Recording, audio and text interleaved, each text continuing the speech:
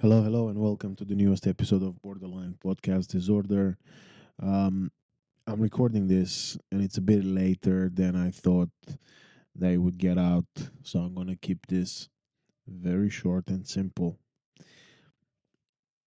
This week's guest is I just want to say a brilliant artist and a brilliant mind. I think it's the things that you'll learn about Maya if you're not familiar with her and her work already. It's pretty, you know, mind blowing, pretty cool. And I haven't got many updates anyway for this week. And once again, just want you to get to enjoy my conversation with Maya. So here it is, and I'll catch you before we wrap it up. Enjoy.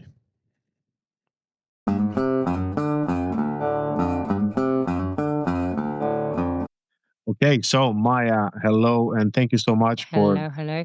taking the time to do this. How are you? I'm good. Thank you very much. Thank you for the invite. It's a pleasure. I mean, pleasure is mine because I was looking forward to talk to you for a while, and it's nice that it's happening.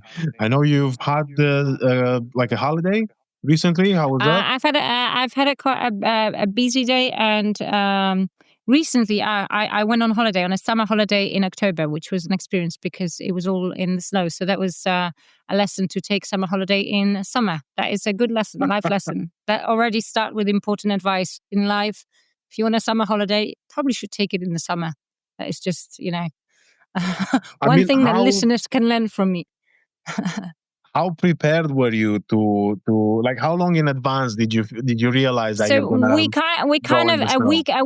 a week before. So it's not. I mean, it's quite uncommon. So usually October in the mountains you'd have some rain. So we knew it would be colder. Even the locals told us it was quite an unusual beginning of October, where basically they got snowed under quite literally, and anywhere above 1,000 meters you had basically meters and meters of snow. So apparently not that common. So we knew about a week ahead. And we tried to prepare. We still thought that it wouldn't be that bad, and but yeah, it was definitely we had to change our plans at one point, and we didn't have crampons, and a few times we had to turn back basically because safety first. So mountains always win. Mountains, you don't fight with the mountains, you enjoy them, but they if you fight with them, they will show you who's the boss. So very quickly, so we had to turn back a few times because basically, it was just 2 meters of snow and you couldn't see the trail. So yeah, it was still fun and beautiful. And we had one day of sunshine where we saw, where we basically amazing views and stuff. But yeah, that was a lesson that we should have taken our summer holiday in the summer potentially. So Well, not in at the beginning of October. you Um, said actually something quite interesting there, straight off the bat, where you were like, you don't we have to turn around because you mhm. don't fight the mountains. Um, Yeah. However, I feel like sometimes, and I think I've been in that situation where you're looking forward to something and then you're kind of become stubborn about it. Yeah. How do you I mean, manage that?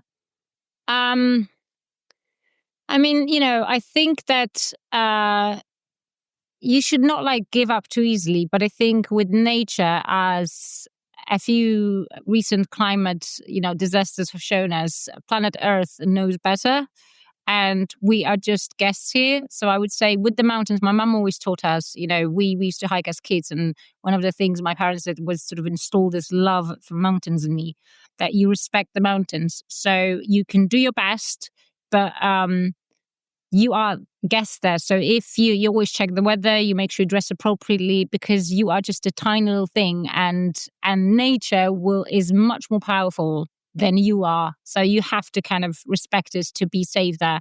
And if you get too cocky, that's where accidents happen because you just think that you are maybe stronger than you really are. So I would say always, be careful. That's, my personal opinion. Enjoy the mountains but hike safe. At least that's what I always prefer to do. Some people may need a bit more adrenaline. They do things that are potentially risky. We did see some people who I think it's a miracle that they're alive, personally, because they did trails that I know are quite dangerous in the summer, let alone when they're covered with snow and ice. And yeah, so I did, and we actually witnessed one mountain rescue, which was really humbling. I think our second or third day. So someone fell. They were alive, thank God. But someone, we literally witnessed in front of us mountain rescue, someone being rescued from Wow. the side of the mountain. Yeah, just in front of our eyes. So to remind you that you a tiny, tiny little speck, and it's and also if something does happen to you, you also put the people who would rescue at risk, right? Yeah. So they risk their lives. The volunteers, they're incredibly well trained, but they also have to then rescue. So I think it's kind of double selfish, double irresponsible if you kind of decide to hike without proper equipment, or yeah. That's really interesting. Actually, I didn't. I mean, I knew again because I did mention before we started recording that I want to ask you about your travels and your where the passion for it comes out from. But I guess you kind of like answered it there because you were like, no, you did it with your parents. You used to hike and used Yeah. to, all these Yes. things. Definitely. So we traveled as much as we could. I was born still when Poland was, I was born in Poland and it was communism at that time. But my dad at that time worked for the national train company, so basically the national rail services, and we had, I think, free tickets all around Europe. So when communism ended in '89, we set off on this journey around Europe. We would sleep in train carriages because it was free, and my mum would basically just pull the curtain down basically and start cooking like on camping equipment on like some Italian trains, just to make the most of free tickets. And we explored quite a lot with my dad and my mum. But yeah, we always hiked. Every summer we would go hiking. And I think that's one of the things that I would, this sort of eternal question, sea or beach or mountains. I would always choose mountains, and please choose beach because that makes it more space for me in the mountains. So yes, stay on the beach, people. Okay. Like, it's great. It's wonderful. Just say that I will always choose mountains. So yeah, I guess it started in childhood. I did have once a friend ask me, why do you go up if you have to go down? And I just I didn't even know where to start. But yeah, people do ask questions like this, and I think if you do like hiking, you're like, you don't even know how to answer that. But I guess the views, the beauty of the mountains. That I always say, they never judge me. Mountains are your best friend, so they will. Yeah, if you don't respect them, they might kick your bum a little bit, but they will never judge you. They're always there for you, and they kind of sort of neutral in a way. So I love that about mountains. You know what? Yeah, hiking. Here is a question I haven't planned by any means to ask, but I'll ask you because I think it seems appropriate.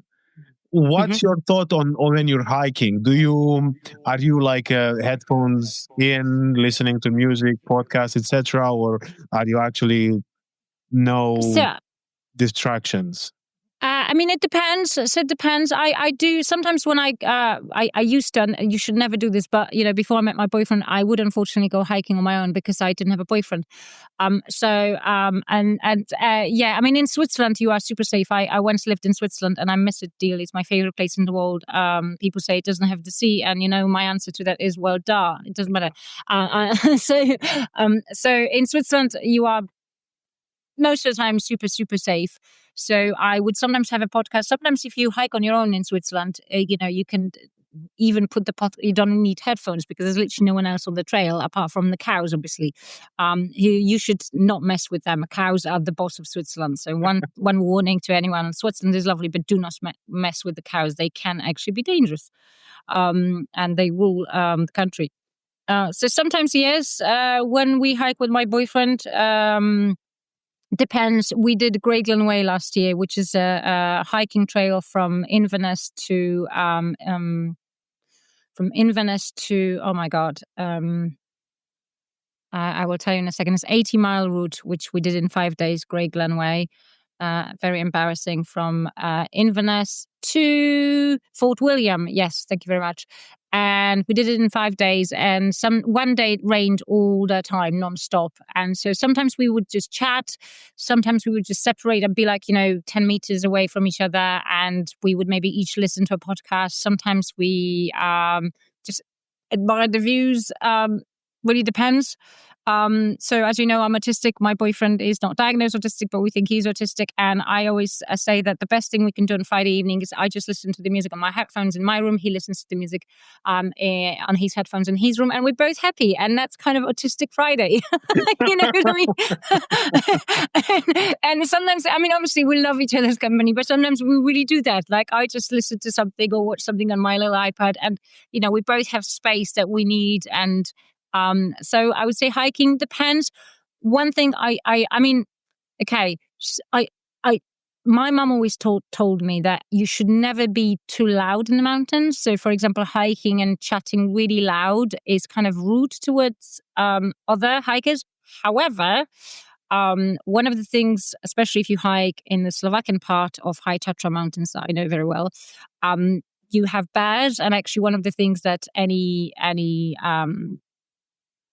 mountain guide or mountain rescue person would tell you to do is to talk really loudly, because then the bears know that you're there on the trail and they will probably stay away. So that's actually on sort of like stay away from bears. I hiked in Tatras, or I have hiked in Tatras all my life, and I have never seen a bear on the Polish side or on the Slovakian side. However, there are more and more kind of encounters with them because I think there are more and more tourists going there. So one of the things, if you actually go hiking there, you will read is, just make sure that you maybe sing to yourself, like, oh, da, da, da, da, da. So we had a Mr. Bear, stay away, shamwhack and stay a song. And we were just singing, Mr. Bear, stay away, shamwhack and stay, and then we did see some chamois. So they did hear us and they were like, yeah, okay, we can stay there. So we saw some chamois, but we didn't see a bear, which I think, as much as I would like to see one, I think it's probably best not to. So I think, so I would say if you hike, maybe don't talk super loud. However, obviously stay safe. So if you are maybe just two of you and you want to tell Mr. Bear that you do not appreciate, you wouldn't like to encounter them, maybe that isn't allowed. And that is actually, one of the things they tell you when you hike that. So, this is all like very cool stuff. And actually, every time I think about I've seen videos of like bears in the Romanian cities that they kind of like come down from the mountains. And although one of my favorite videos on the internet, I think it's this bear who gets stuck in a swing. Okay. And yes. Honestly, I think it's one of the greatest videos I've ever seen in my entire life. Well, unfortunately, for the bears, we kind of have taken over so much of their territory that it's actually more and more common. I think this summer, bear encounters, I think this summer on the Polish side, one bear was terrorizing 2 villages in High Tatras, just looking for food. And last summer, I think one of the most touristy places in High Tatras on the Polish side, a bear started chasing a tourist. And this is a place where you go with prams and non-hikers go to. It's pretty much a walk. It's like an alley. It's not even a trail. And so I think, number one, because they have been protected for a while, there are potentially more of them, but also there are more tourists. And so these sort of clashes happen. I would say safety first. In Romania, I haven't hiked in Romania because I've heard that there are many more of them there. So you have to be much more careful. On Slovakian side, I think there are about 120, on Polish about 9 or 10. So again, on the Slovakian side of High Tatras, you should possibly have a bear spray, because that might actually happen. You will, you would encounter a bear. It's always the same story. I think it's the same with probably tigers in India. They just losing their territory, and they obviously, they're looking for food, and they know that they can find food where humans are. So I would say safety first, both for the bear and for humans. So if we can just coexist peacefully, that would be great. I think that would be quite, that would be the ideal. I want to ask you, just because I want to talk about some things about you, which I mentioned before we started recording. But now, for anyone who's listening that doesn't know who you are, Mm-hmm. can you give us a little introduction of who Maja is? Again, it doesn't have to be necessarily a professional introduction, even just a, who you are, whatever whenever you think about introduction, Sure. do whatever you feel like sounds Sure. best. So my name is Maja Bloom. That's my stage name, and I am an actor, singer, and songwriter or ex-songwriter. I do not write songs right now, but I used to, and a stand-up comedian. I when I'm not on set or on stage, I teach English, mostly online, sometimes in a classroom. I love the English language and I have a degree in it and I've always loved it. And I love grammar, surprise, surprise, which makes my students very happy because most of them hate it. I speak 5 languages. I love languages. I do love traveling. You've mentioned it once. So I have so far visited 65 countries around the world. I think I have 4 left in Europe. And my goal would be to visit every single country in the world. One day it's getting more and more expensive. So Europe is fairly cheap thanks to Ryanair. I love you, Ryanair. Just a quick shout out to Ryanair. I have loved you forever. Thank you for cheap tickets. It's I hate EasyJet though. So not a shout out, no shout out for EasyJet. I don't know why. I just love Ryanair. Do not like EasyJet. But anyway, so sponsorship deals, nothing with EasyJet, I'm sorry, unless if they kind of improve their services maybe. But yeah, thanks to cheap airlines, I have traveled a lot. But outside of Europe, it's getting more and more expensive. But hopefully one day I could visit every country in the world. That would be fantastic. What else? I love tea. I'm definitely a tea addict. I used to work as a tea sommelier, actually, and I had about 200 different teas from all around the world, and I had to create teas for the tea company I worked for, and teach people in a 5-star hotel how to make a good cup of tea. Yes, which I still do. Sort of unasked for when someone serves me a really bad cup of tea. There's a scene in Marigold Hotel too, I think, when Maggie Smith, may she rest in peace, she explains to, her character explains to an American gentleman how to make a cup of tea. And this is me in a nutshell. I have to learn the lines like, just by heart and just repeat every word that she says because this is me. So I'm just, Maggie Smith from that movie. Yeah, that is me. I absolutely hate. I mean, you can ask for my friends and they will tell you how many times I just lost my shit because I got a really badly made cup of tea and I just could not tolerate it. So good cup of tea is the start of a good day. So I will carry a kettle in my suitcase if I have to because I need a good cup of tea to start the day. So yeah, that's definitely me. What else? I don't know actually. Any questions? I mean, yeah, there is I feel like there is a lot to unfold from from what you've what you've just said. Now, first question I want to ask you. You said 5 languages. Yes. I mean, I might have to ask you in a better way, but I'll just say this first. How did that happen? Like, how did you get to do it? I guess perhaps what was your was it because were you born in Poland? I was born in Poland and I came to London for the first time when I was 17. And London and the UK has always been my sort of second home. And then I sort of kept coming back and then I'm like in and out. I was literally in here like a few months and back there. I studied in Poland simply because it was cheaper. So I literally went there to study English and we had all our tutors were English speakers, native speakers, American, British, apart from Latin. Latin was taught in Latin. And I'll come back to that later, why that was a bit of a problem, that Latin was alas taught in Latin. And then 2 days after my BA, I came back to London. So just the moment I graduated, I was like, okay, I'm back. But it was obviously free. In Poland, education is free. If you pass, the entrance exam, sort of like this, there's like 20 or 30, whatever seats are free for like the best top students. And I worked part or full time during my studies, and I would often travel to the UK and then come back to, I would sometimes like show up like 20 minutes late to class and be like, well, I've just come back from London, so sorry. And no one could ever kick me out because I was just, I was just always too busy to be kicked out of uni. So I don't know. English has always been my home. and I feel much better in English than actually in my mum's language, Polish. So I don't think I could do stand up in Polish, or, I struggle to explain things properly in Polish. It's sort of language of my childhood and of the past. And I speak it and I understand it. But the language that I love and that I have studied and I teach every day, and I know so much about, is English. I also speak French. My sister is French, so she's married to a lovely French lady. She's lived in France for like 30 years and her kids are French. So because of that, I also speak French, which I learned really quickly in about 4 months when I lived in Paris, Wow. just during my sort of like, a year off after high school, before uni. So it's easy to keep these two alive. Um, yeah. Why languages? I don't know. Like, I feel a bit bad now because I haven't learned any new language for a while.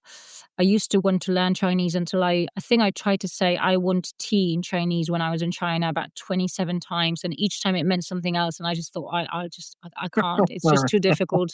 And at one point it meant, so the translation app, I kept saying, I want tea in Chinese. And at one point the translation app I said, your wife is pretty. And I thought, okay. And I just literally burst out crying and thought, this is never going to work. This is never going to work.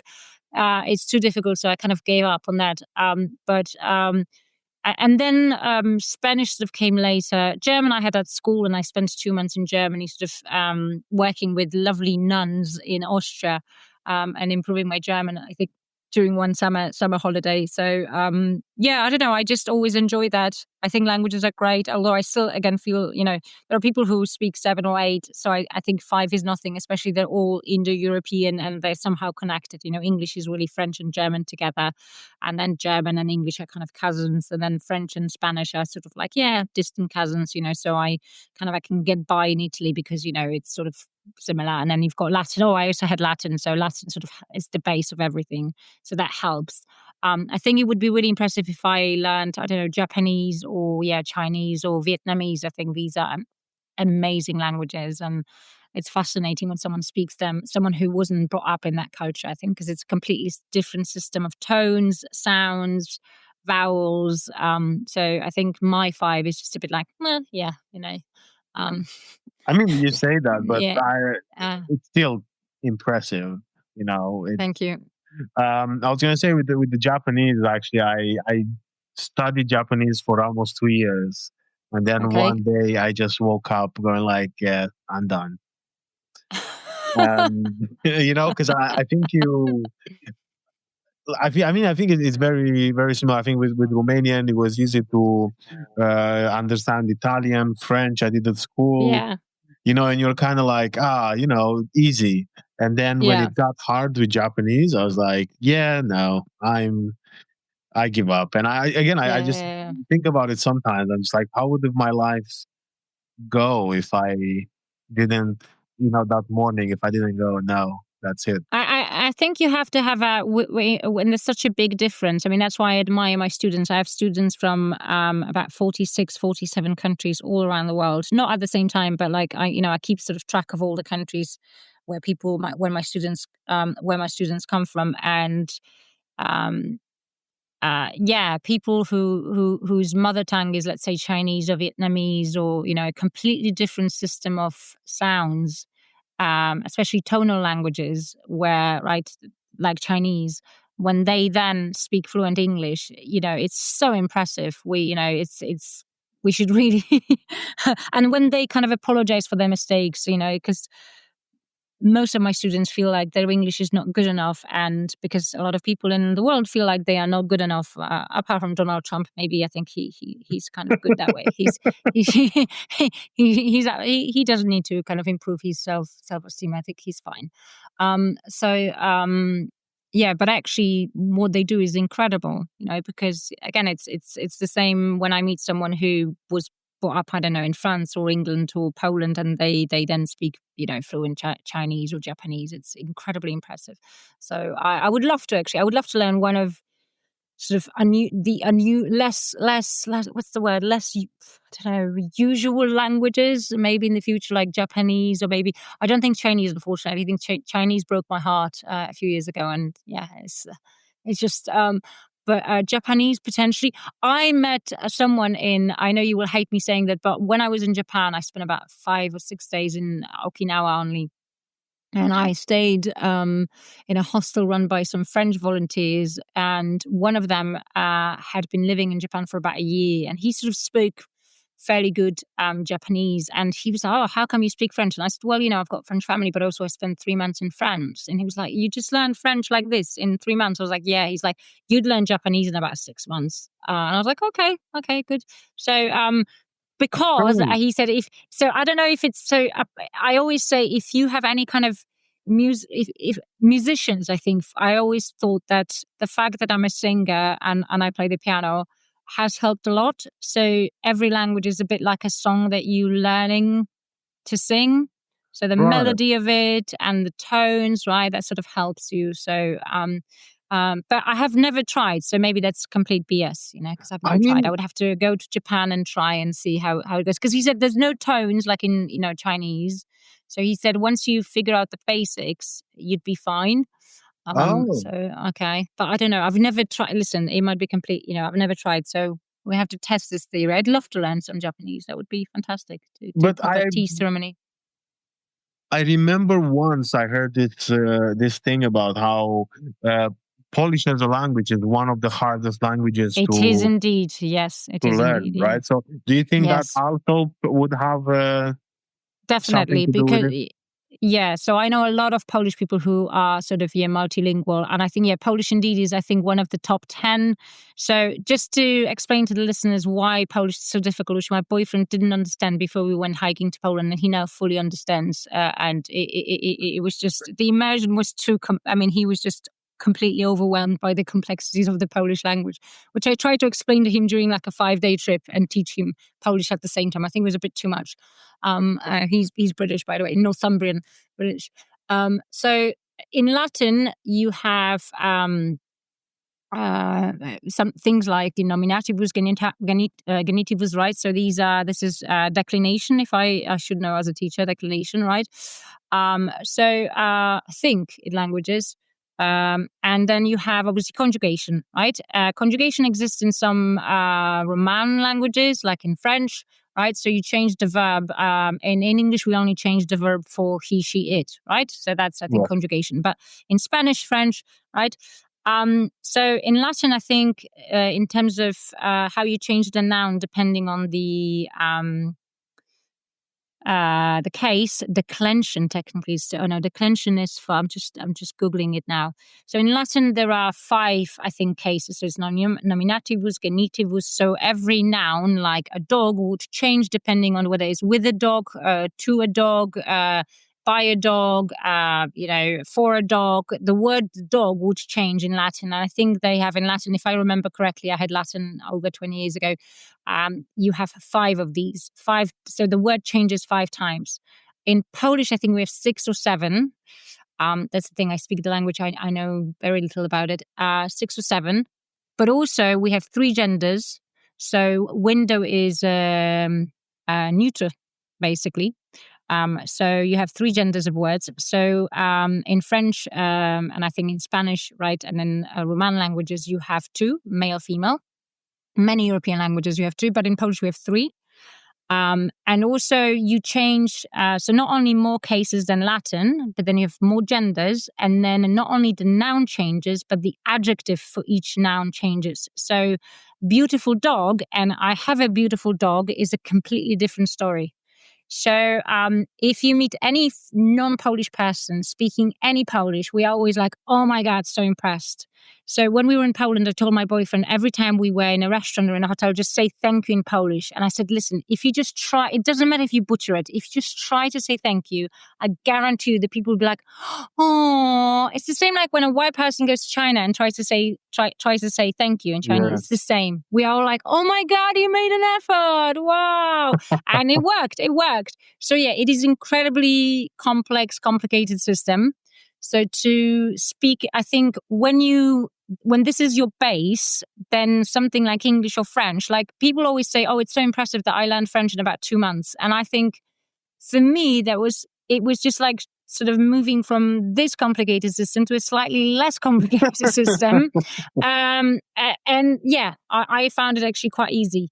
So I'm not trying to show off now. I think it was just, I think if your original sort of language, your base is incredibly complicated, then it makes it easier later on. So I suspect Hungarian people probably also speak many languages, because Hungarian is, oh my God, anybody who speaks Hungarian, you've got my respect. It's Really? so incredibly difficult. Yes. So I once worked in Hungary on a TV series, and I had to say a few things in Hungarian, and it is just phenomenally difficult. So yes.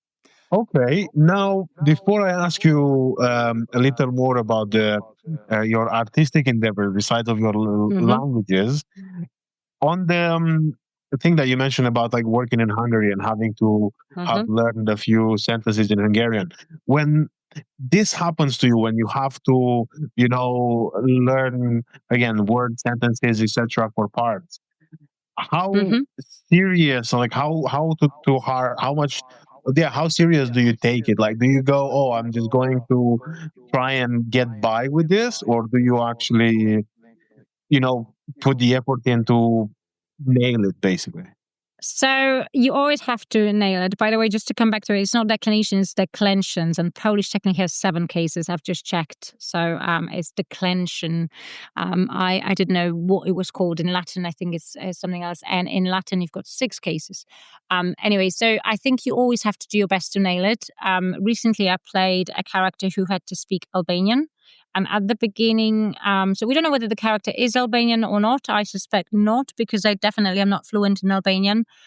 So it was just someone who spoke the language. And so the production team was very kind enough to provide me with a translator. He was also my teacher. So I practiced, and I had a few calls with him, and we would have, he would send me voice messages to make sure that at least I pronounced my lines in the way that an Albanian person would understand me. So you always do your best to nail it. In general, I try. I wouldn't, in theory, play someone that I'm not. I think if a character is a Polish person, they should ideally be played by someone who is Polish, not by an American who has nothing to do with Poland. But hey, that's just a little, side note. But yeah, you always do your best to make sure that you nail it, and you understand the character. And the best way to do it is to understand the language. And that's why I think, again, if if someone plays Marie Curie, maybe they should be Polish and not, American, for example, because Marie Curie was Polish. And that's just a tiny sort of fact, for anyone interesting. She was actually Polish. She was called Maria Skłodowska-Curie. She wasn't Marie Curie. She was Maria Skłodowska. And just a little side note for all my Polish friends. They will understand. We are very upset when everybody says it's Marie Curie. No, it's Maria Skłodowska. Anyway, so I think, you have to understand the character, and then you do your best to give your character justice, right? And it also includes the language, right? Whatever language we have to speak, as a character. So once it was Hungarian, and then once it was Albanian. And when we talk about the Hungarian character, again, I wasn't necessarily Hungarian. I just spoke Hungarian, and I had a few classes with a Hungarian friend who sort of helped me nail a few phrases. And that's how I know that Hungarian is. I would be incredibly proud if I could speak Hungarian. It's a very, very difficult and complex language. Interesting. Okay, because very strange. Yeah. I was going to ask, because I know I have heard some things about it, because I feel although people would wrongly imagine that it's like not even a Balkanic, but like an Eastern European language, is actually quite different from everything else that's around. Exactly. It's not a Slavic language. It is, I think, Urgo-Finnish. So it might be similar to Icelandic or Finnish, possibly. So, but it's not a Slavic language exactly. So, if I understand most of languages in Eastern Europe because they're Slavic. So even Croatian or Serbian, I can understand probably 40% of it because they are Slavic languages. But Hungarian is, I think, Finnish, if I'm correct. And so it's completely the same. Like for example, Latvian and Lithuanian are not Slavic languages either. So Hungarian and Finnish are Uralic languages, and Finnic part of the Finnic subgroup. There you go. So not Slavic. So anyway, language Yeah. discussion here. Okay, yeah. Let's park that for now. I want to ask you about your artistic now or artistic endeavors and how again, because you mentioned already you're an actor, comedian, musician. Which one was first? And also, sorry, actually, let's do with this one. Which one was first? Technically, I was first a musician. I started learning the piano when I was 9, although probably I was first a comedian because I would always play pranks on my family and kind of jokes. And so potentially actor, comedian first. I always say I have 2 older sisters and a younger brother. So I was there was camp number 1, my 2 sisters, camp number 2, my parents and my younger brother, and I was camp number 3. And very often I was kind of against the whole world and I would jump through the window. We lived on the ground floor and run away. But as a 5-year-old, I knew perfectly well that I have nowhere else to go. So I would come back and I would pretend to apologize to my dad just to stay there, But it was very good acting. So I would say actor first to my dad because I would pretend that I was sorry, but I wasn't. So I would say actor first. And then I started playing the piano, so musician. And comedian as well. I was always a joker. So I think typical for an autistic kid, my survival strategy at school was basically to be the jester of the group, and just joke and make people laugh because I felt like I would never belong. I was kind of a sort of quiet autistic kid that was socially very awkward. So my social strategy, probably still to this day, was to be the jester, and so that's where comedy sort of until I didn't start comedy until much later. I've only been doing this for about 1.5-2 years, but comedy. But I think I was always a bit of a comedian, being a jester of the group very often. Before I ask you some more questions about the artistic side, out of curiosity, when did you get diagnosed with autism? And also, when did you notice that because you're talking about how, in hindsight, you were quite jester, you didn't feel like you were. When did you started noticing that, you were perhaps, I don't know, like feeling again differently from what your mates would feel like or your siblings would feel like?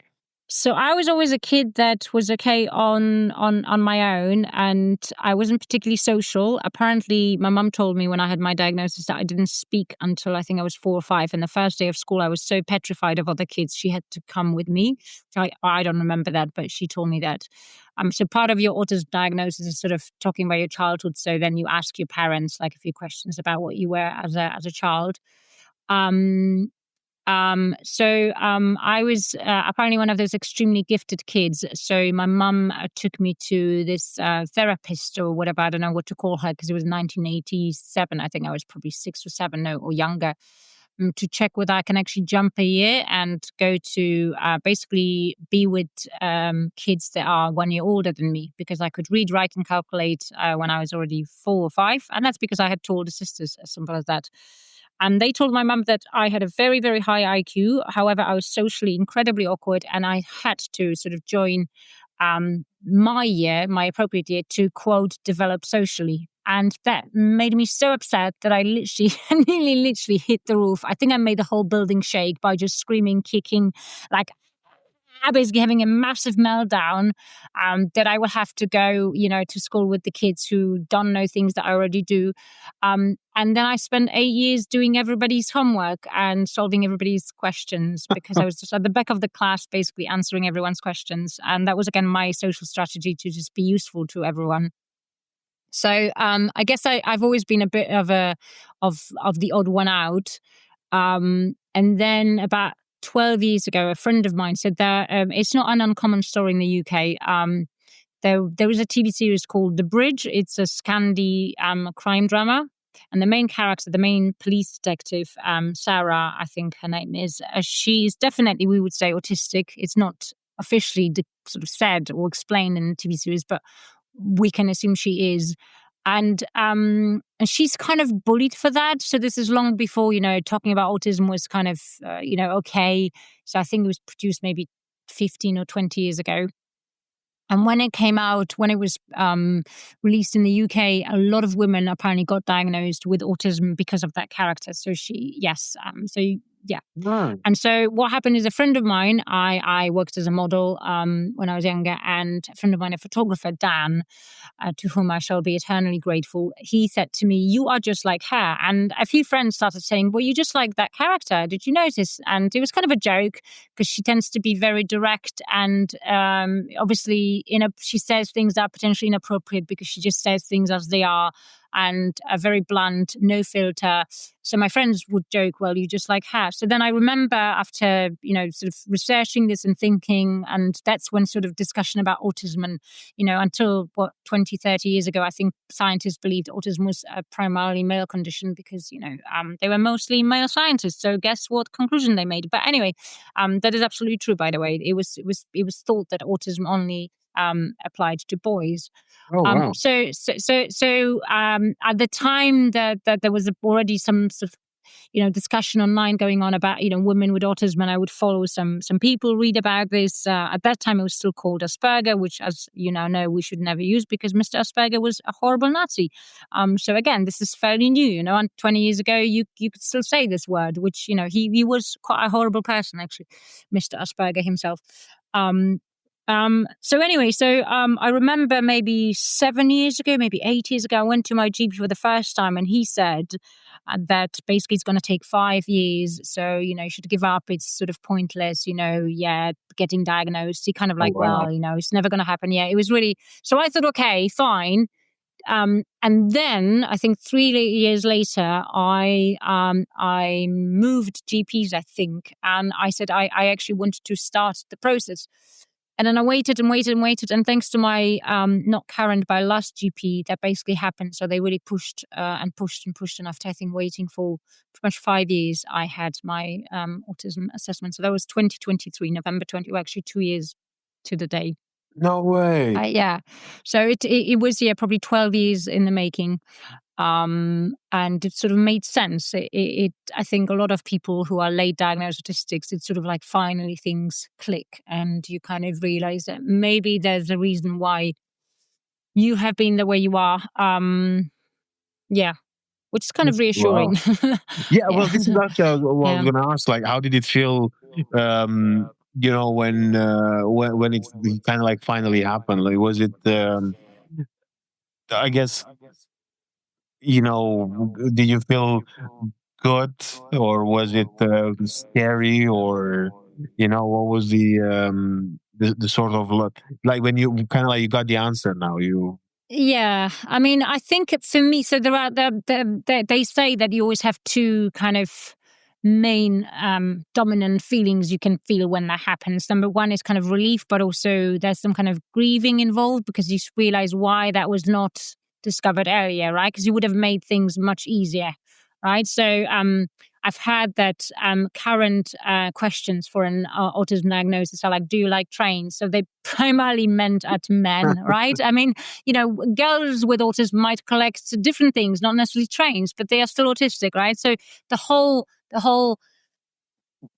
process is sort of like skewed towards young boys who get often diagnosed very early when they're like 5 or 6 because, autistic boy will sit alone and people think, what's wrong with him? Autistic girl will sit alone. They will say, what a good girl. She sits alone and she's quiet, right? So no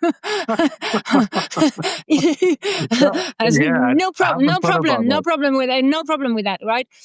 So yeah, to me, mostly a relief, I would say, because I've always felt like the odd one out, and sort of finally I can kind of, you kind of feel like you belong to something, to this massive group of people that are neurodivergent, and And so there's also, we know more about all these conditions. So certain things suddenly finally kind of make sense. And it's sort of like you can explain that, you can name that, and you can say, okay, that's why I, struggle with, for example, loud noises or fireworks that we were talking about earlier on, or smells. So smells are my kryptonite, strong smells. I really struggle with that. So I think to me it was mostly relief and feeling kind of justified, because it had been a long, long kind of journey for me, over 10 years trying to kind of, get it confirmed. And then I also learned some things about me, because, like I said, I had to chat to my mum, and I didn't know that. She told me that, you didn't speak until you were like 3 or 4 or something, and I had to go to school with you, and because you were scared of other kids. And I was like, oh, I did not know that. So, I was never bullied per se. I think I just didn't, I had to change sort of years once. I had to change from one sort of class, like B to A, because I felt like, I don't think the kids were particularly, I think they were just kids, and I was just autistic, as simple as that. I think I was just an autistic kid. So I don't think I didn't have like a, one big bully, someone who was particularly horrible to me. I think I was just, an autistic kid who wanted to be on their own and study in my own time, and, rather than, be sort of, immersed into this situation that I hated, noise and stress and, and all the kids. And so. I mean, of course, it makes, again, like when you say like that, like, it makes a lot of sense. And what was curious to ask you as well is, because you did mention that obviously the diagnosis happened in 2023, but it's been a long way coming, if I may say that. Exactly, But what was it like, I guess, for you to obviously like learn or to understand yourself like this when you were a child, and now you're working? And also, I think, what was it like to work in, again, this like artistic field, or like the artist industry? I think so a lot of neurodivergent people I meet tend to be freelancers, and I think there's something, I don't know exactly the reasons of that, or some autistic people actually obviously will love routine, but it's kind of a bit of a paradox. So you love routine, but you want freedom. So I think there are aspects of being an artist that I love, so the freedom of it, and there are aspects of it that I hate because I am autistic at the same time. Right. So, for example, unpredictability of it is incredibly stressful to me because I'm autistic. At the same time, I think I need some kind of freedom to know that I work when I want and where I work and how I want. So, for example, I work from home.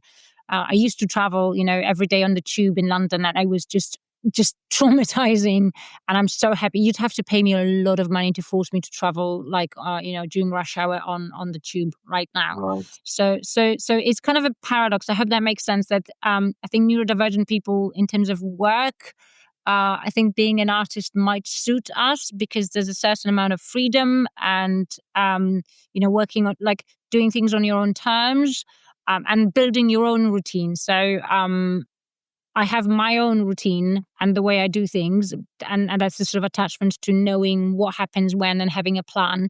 But unfortunately, I haven't yet won the lottery to completely detach from certain things. So, but I'm working on it. So, good with numbers. So it should happen soon. But, so yeah, artistic endeavors, I don't know why it's always been the case. Like I said, I used to write songs. I'm a singer, and acting was kind of always, in autism, there's a term called masking, where autistic people kind of adjust to society. And so when they stop masking, they might seem a bit aloof or a bit unemotional, but it's probably just, we kind of feel free just not to kind of have to pretend certain emotions. And being an actor is kind of like similar in a sense that you put on a mask, and then you not so much put on a mask, you are a character, but you inhabit a different reality, which is not you, and there's a joy in it. And I think sort of, you're a bit of a chameleon, and I think autistics can be chameleons like this, because we sort of adjust to the group that we are in. So I think that is sort of, people ask me why I started doing acting, and I think for me, and when I talk to other autistic performers, they usually say a similar thing. It's kind of how we try to find our place in society. We mask and sort of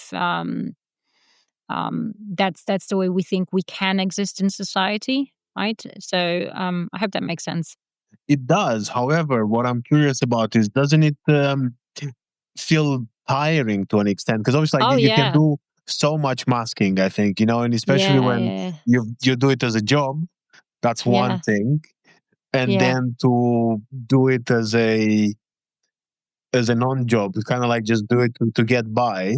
yeah, definitely. No, How? that yeah. Sorry, go on.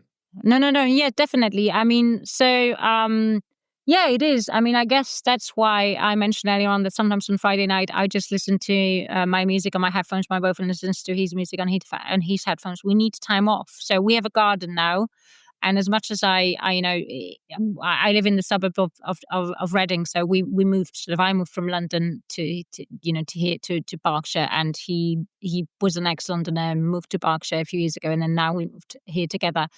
We have a garden, and it's much more peaceful here. But obviously, if you want to go to London, it takes much longer, right? But we definitely enjoy having our own space and our own garden. And I think that's, you find ways when you have to work in sort of amongst people, you find ways, as any introvert or any autistic introvert would tell you, you find ways to recharge and sort of detach and just be on our own. So to function.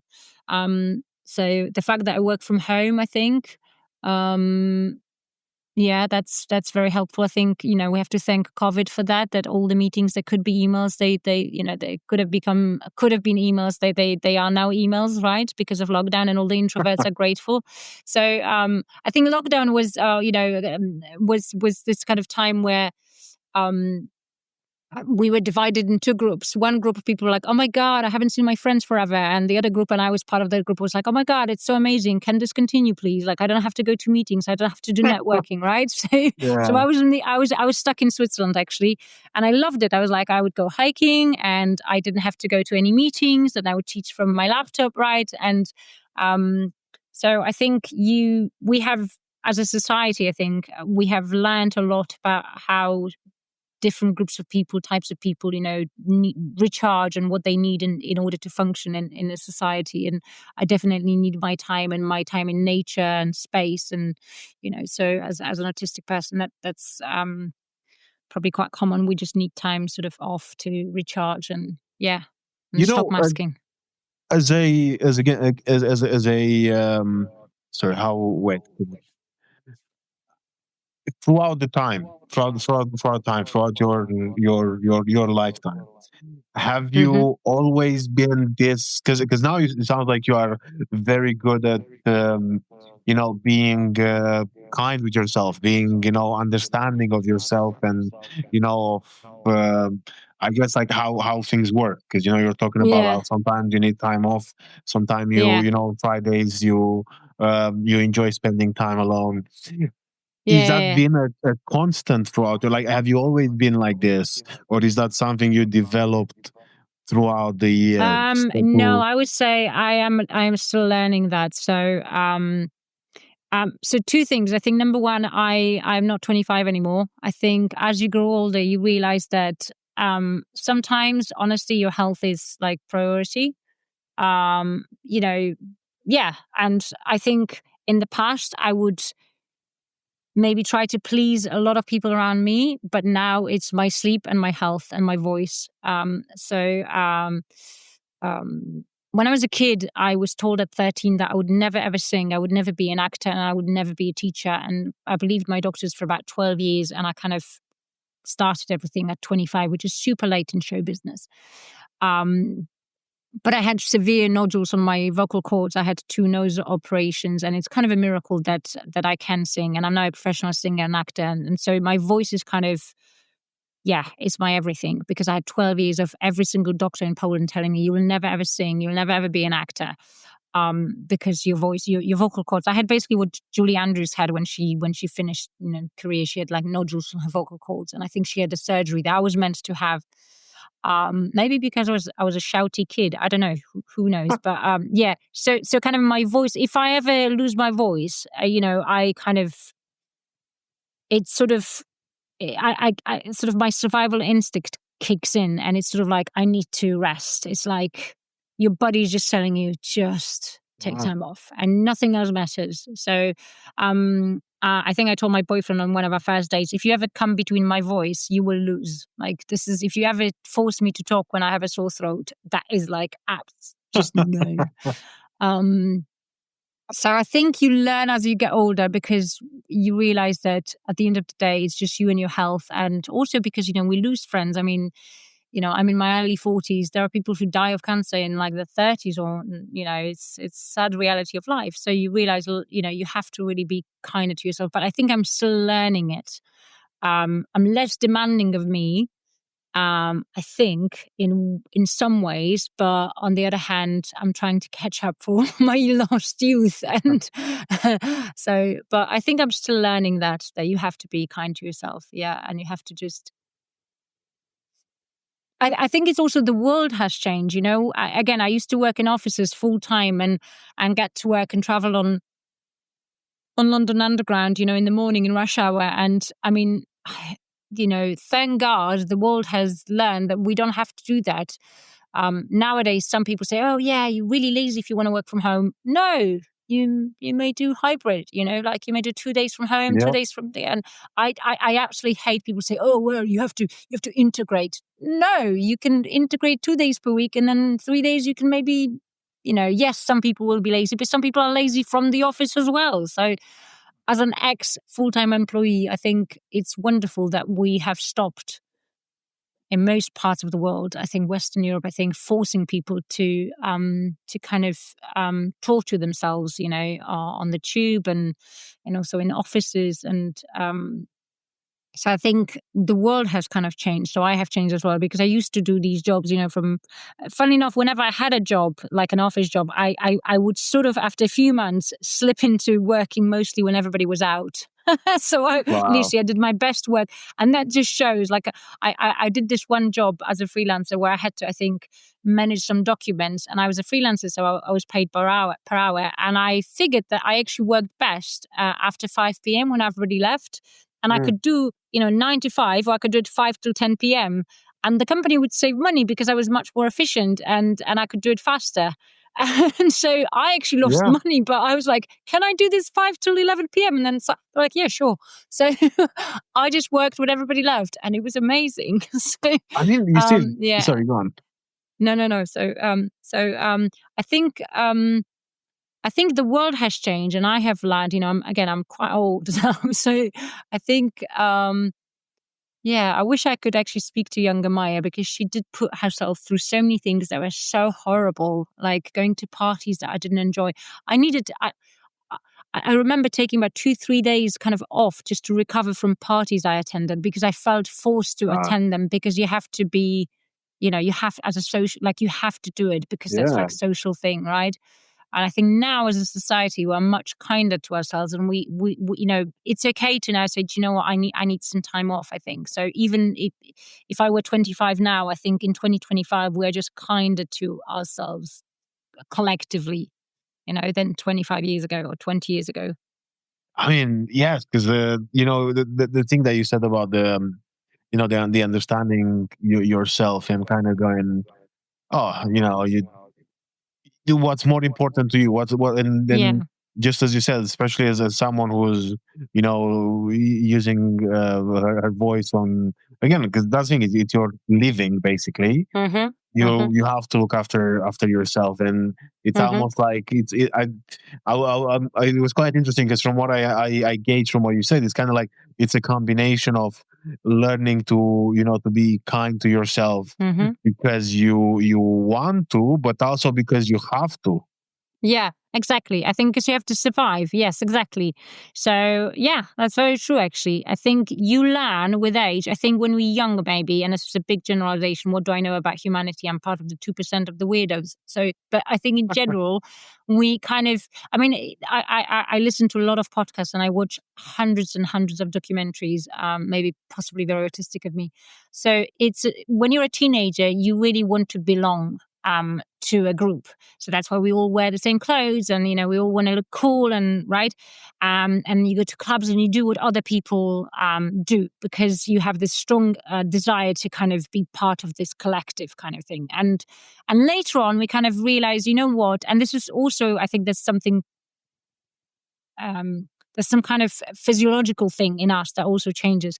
Later on, we kind of that's how our brain, that's one question. Our brain changes so that we kind of realize, you know what, I can just be okay the way I am because I have survived until now the way I am. And so I think we are more tolerant with ourselves. We still would love to be part of a society. We always will. We are a collective species. I mean, we survive by being in groups. That's how we have conquered the world, humans, right? Because we are in groups, right? Cities. And so even if you are autistic or an introvert, you get some kind of buzz from being around people. That's just how we are, I think, wired as humans, right? As a species.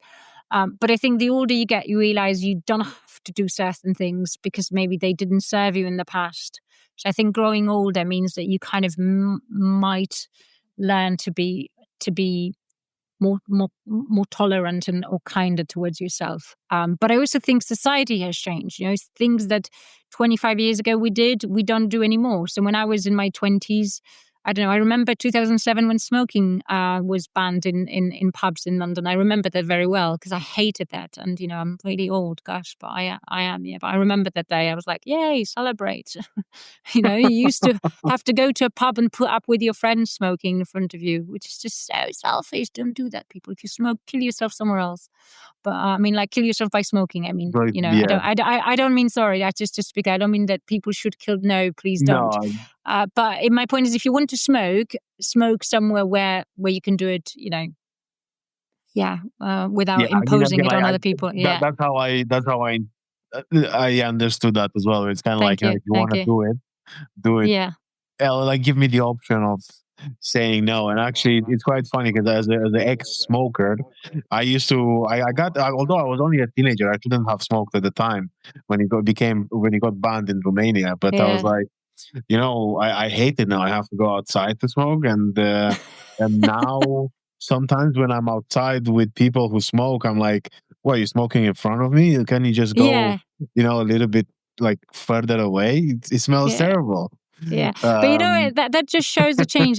So there are some countries. I've just come back from Serbia, and in Serbia, it's pretty much okay to smoke indoors. And when you come back from a country where it's been banned for over 20 years or nearly 20 years, it's like, wow, right? So we change. We have changed as a society. I mean, young people nowadays are much more, I would say, health aware, I think, and they want to do things differently. They want to do things in a healthy way. I remember when I worked in one of my office jobs, every Friday would be drinking and quite a lot of drinking. I think a lot of young people nowadays just want to be healthy and they don't want to get cancer and they want to have maybe a non-alcoholic drink. And I think it's great. I think it's wonderful, I mean, I had, and again, I struggled with alcohol and gambling since I was a teenager. So, now to kind of like see my nephew that he goes to therapy and stuff like this, I'm like, this is kind of It's cool, amazing. It's kind Yeah. of, yeah, exactly. It's like that's, so I would say, like, when you say that I've learned, I think we are collectively learning to be, kinder to ourselves. Like still, I think I know that people say there's too much, focus on mental health. At the moment in the UK, we have the lowest productivity ever. So, some people say, oh, it's just an excuse not to work. I'm not going to talk about this, but because I do think that it's good you can be productive and you can also work on your mental health at the same time. And you can be kind to yourself and be productive, right? And I think if you are kind to yourself, probably the world will be a better place. I always said when I worked in the office 20 years ago, if someone is sick, they shouldn't come to the office because they will infect everybody else and then the whole office will be sick. And it's like, no, you should just suck it up and come to the office. And finally, after COVID, it's like, no, stay at home. I mean, yeah, of course. I mean, you're not going to help anyone if you infect 20 people on the tube. Some of them might be immunosuppressed and they will be in serious trouble if you infect them.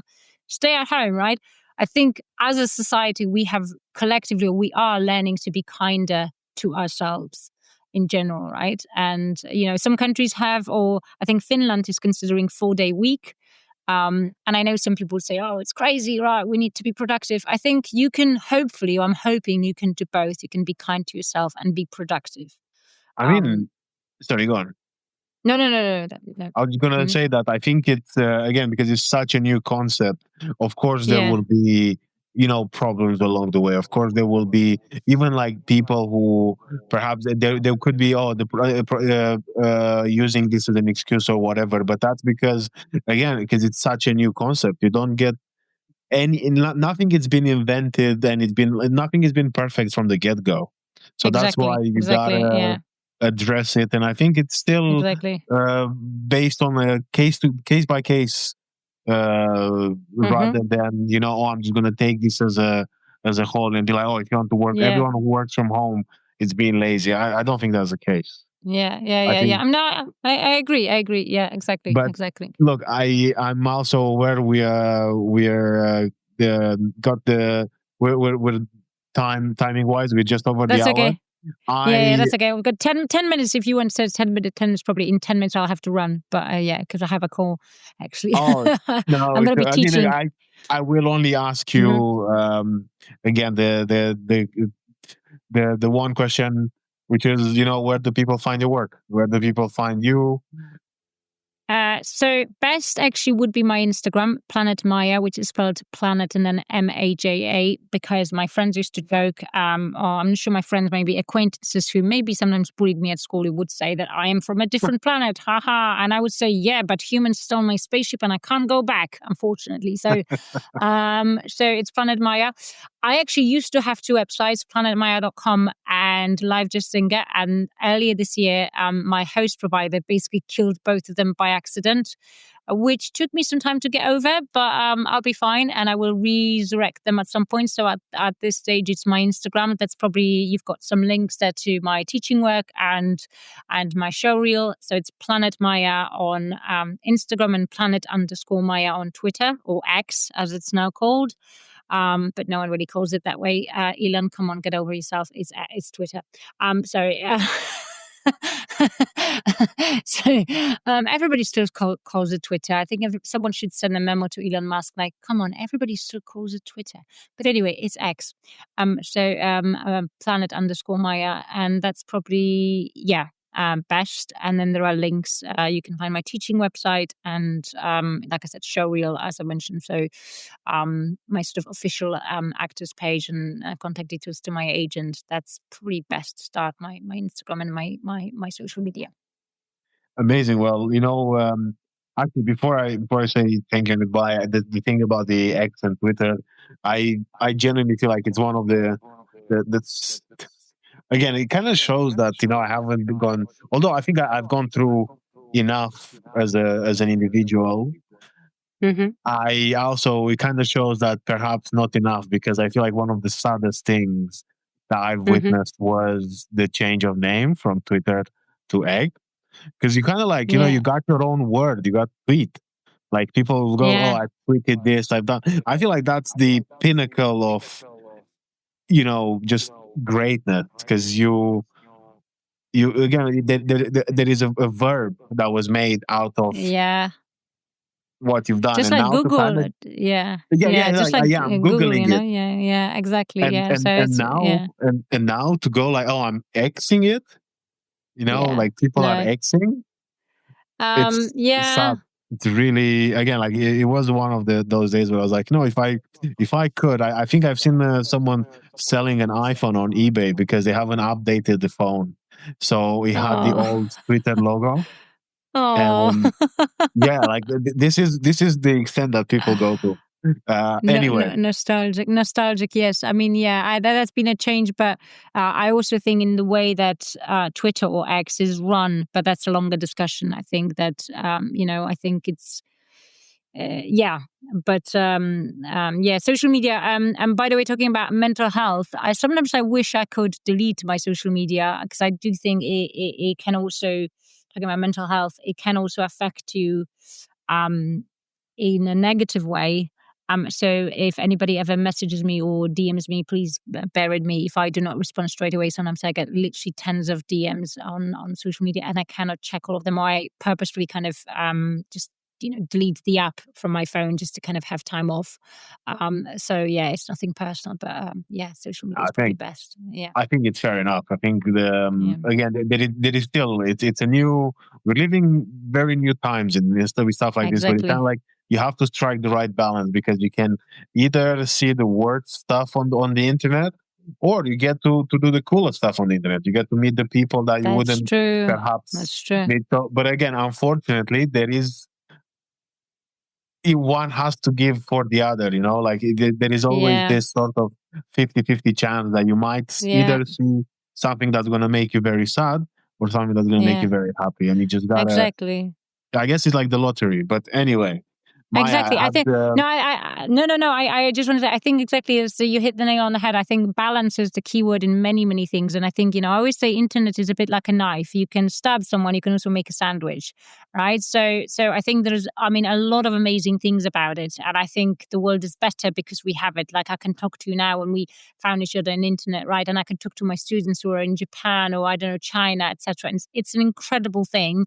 And unfortunately, as with everything, with humanity, yeah, there's also going to be so I think balance is a very good word, and a good word to finish on, because I think in life everything is about balance. I think and once you find the right balance, you feel better. I think it's all about finding the right balance between work and productivity, and being kind to yourself, between thinking about others and spending time with others, and then spending time on your own. I think it's all about the right balance. So absolutely. And again, that's a beautiful note to end on as well. So thank Maya, you. thank you so much for your time. I Thank you. appreciate you. I hope we get to do this again, because there is still a Yes. lot of things that I want to talk to you about. But Thank you. Thank you. goodbye for now. Thank you. Thank you. Thank you so much. Thank you for the invite. And yeah, take good care of yourself. Thank you. Okay, so what do you think? Was it good? Was it what you hoped for? Was it better? Was it worse? I think it was pretty good. I genuinely enjoyed speaking with Maya, and I'm already looking forward to speaking with her again. And I think updates wise, that's it pretty much. Again, make sure you check the description of this episode to get Maya's details on where you can find her on social media, and also you can find my details below as well if you don't have them already. And thank you so much for listening. If you enjoyed, subscribe if you haven't already, or follow, whatever it's called, whatever you're listening to. And tune in again. Until next time, from me, Pickle and Sarma, stay skillful and goodbye.